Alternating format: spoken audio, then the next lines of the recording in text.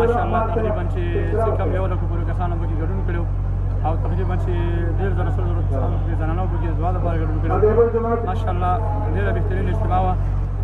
ماشاءالله د مختلفو ولایتونو خصوصا د نږدې چې کوم ولایتونه خوست، نورستان، کړ، کابل، لوګر، دارنګه پکتیکا، کابل، نقل، پروان، قرهباغ، هند، مزار او د تخار نه خلک راغلي وو.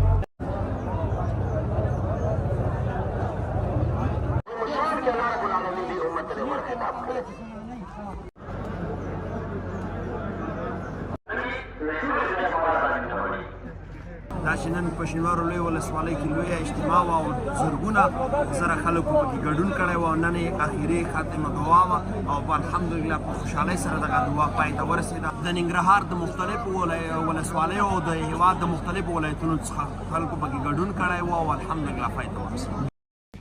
پژواک خبري اژانس د پیښو رښتینې هنداره